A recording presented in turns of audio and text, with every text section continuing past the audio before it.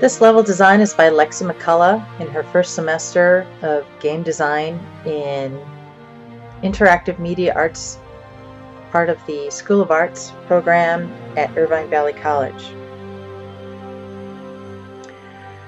Lexi was assigned to create a level design. She had never worked with Maya or Unity before. She had 16 weeks to complete this project. Her assignment required that she create 20 models, and then with those 20 models, she would only have 4 texture maps, 10 by 24, 10 by 24, on which to assign her textures.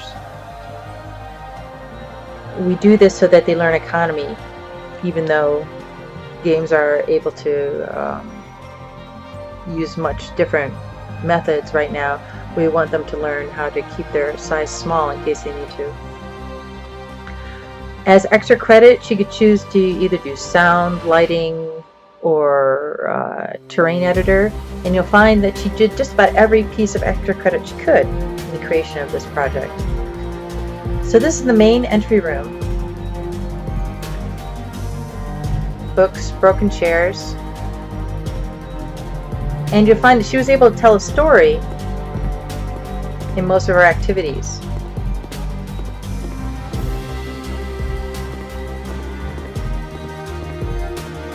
Going down the hallway, you can see that she built the floor and walls, and look at the beautiful simulation she attached to the floor here.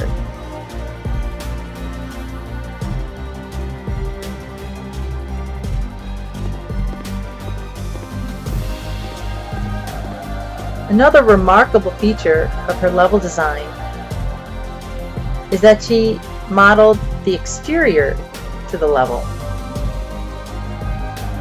Note the trees, the terrain, the unique foliage.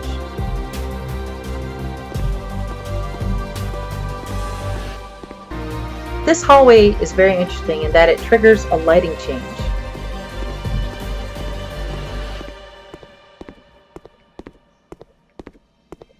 Here are also the steps. So interestingly, look at the chairs and books are in a position where they're not knocked down.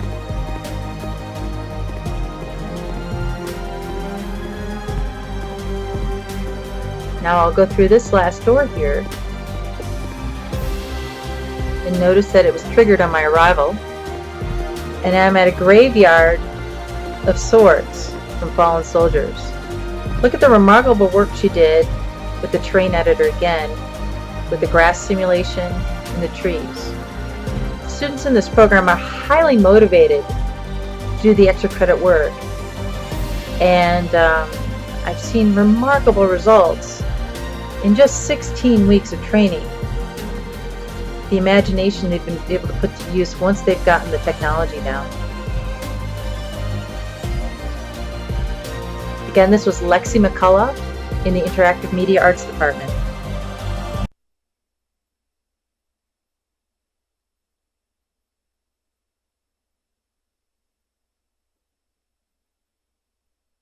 Hit kick. Fight. Huh. Go. Go. Go. Go. Huh. Go. Huh. Huh. Go. Huh. Go.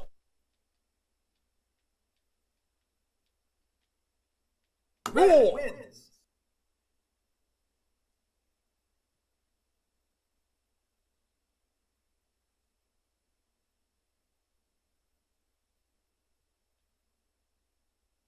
Huh, huh. Huh.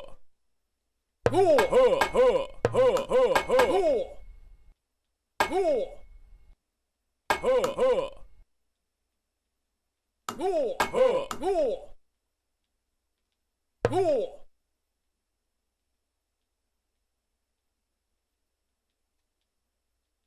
Huh, huh.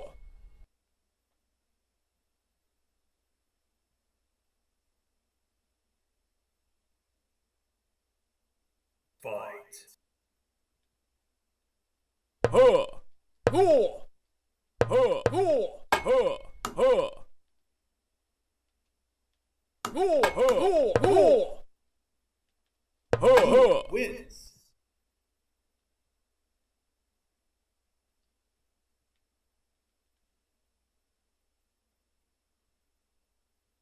Fight!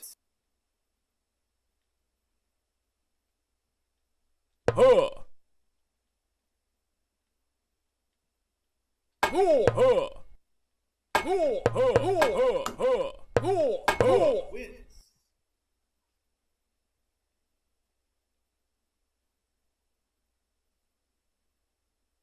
Fight!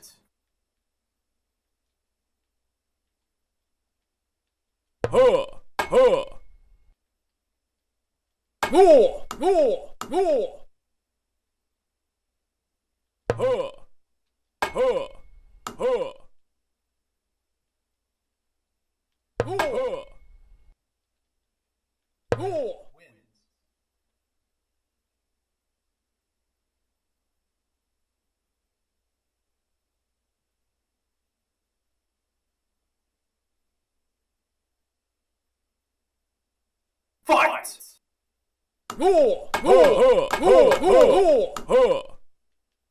Wins.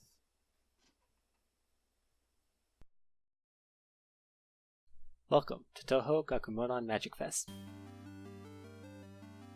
Magic Fest is a 2D vertical scrolling shooter where you play as an ordinary magician trying to survive against waves of fairies. Dodge bullets while firing back at the fairies.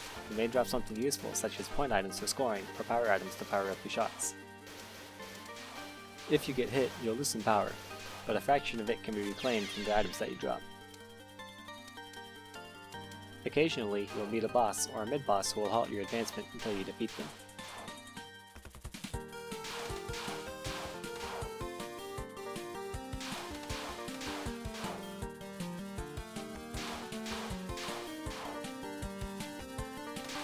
At the top of the screen, items will automatically collect to you, and point items are more valuable.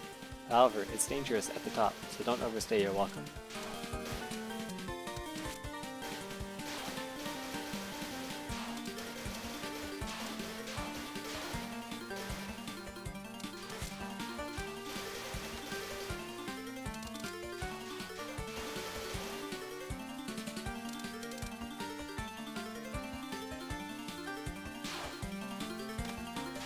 If the situation is looking dangerous, use a spell card to clear bullets and keep yourself safe.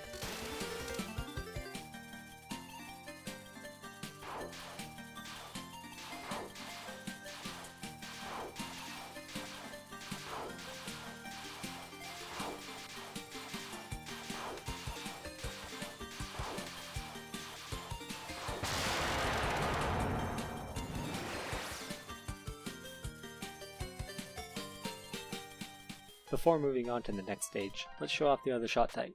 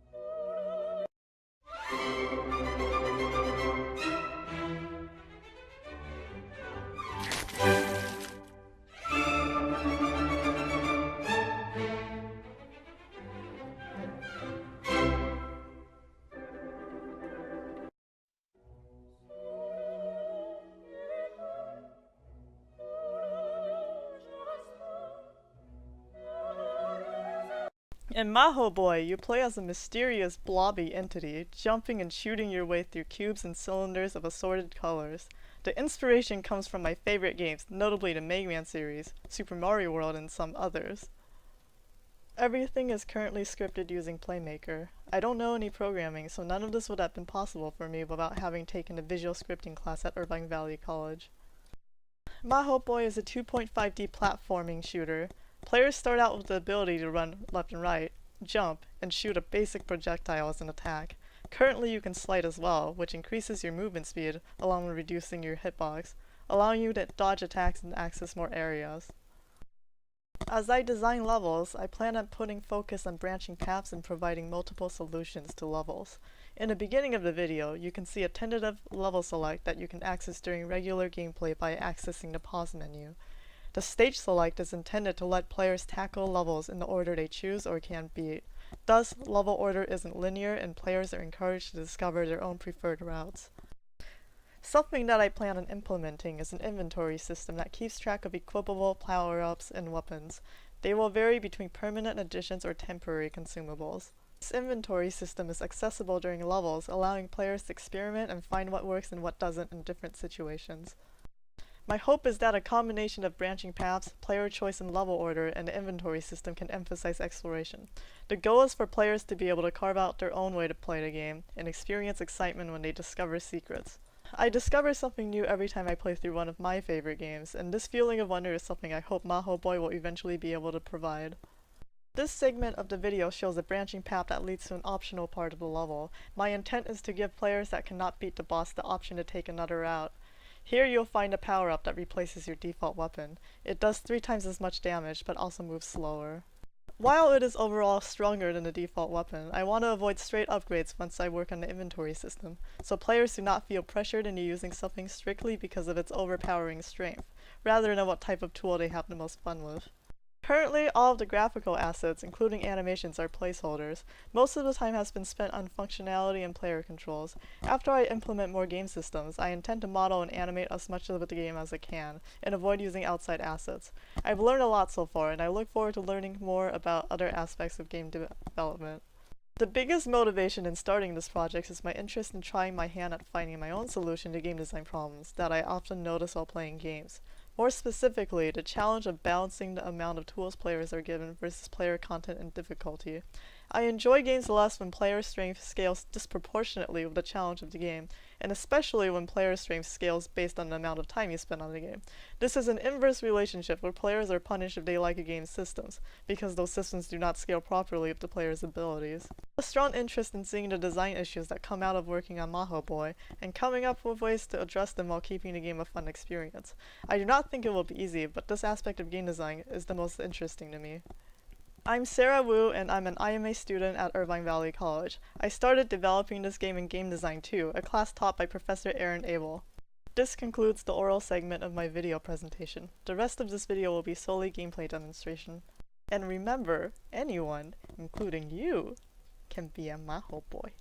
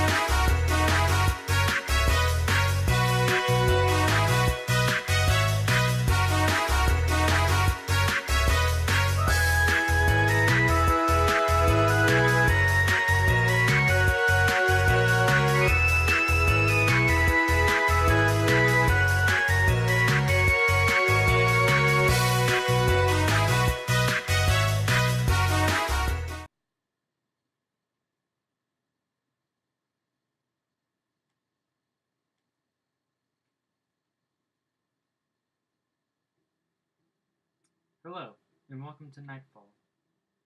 In Nightfall, you play as a brave knight, taking on waves of enemies.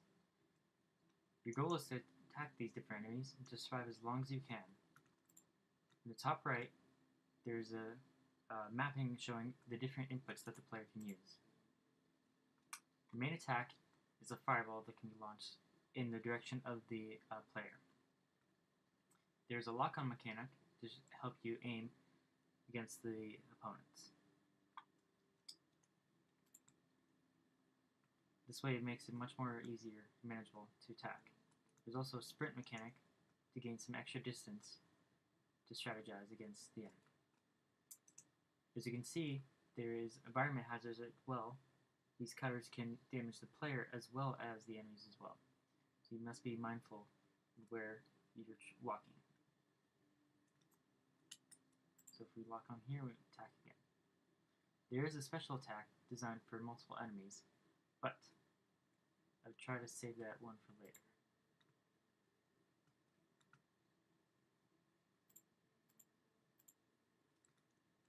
Or maybe not. Let's try that here. But if I try to use the cutter myself, I can very quickly kill you. So you must always try to be careful and avoid them as well.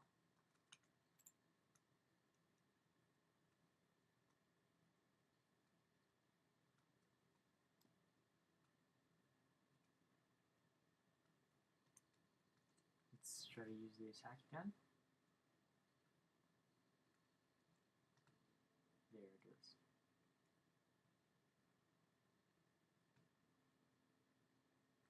Let's go over here.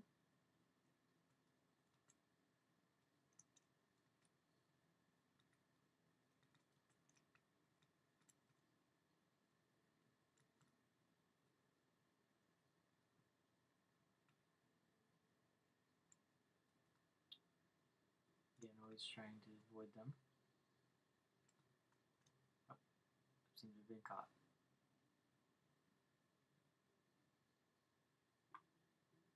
Alright, let's try again.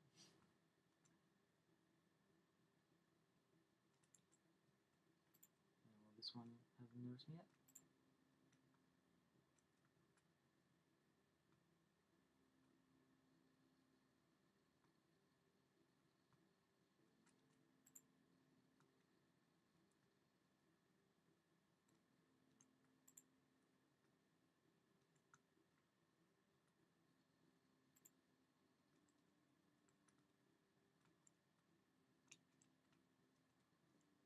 But that is Nightfall. Thank you.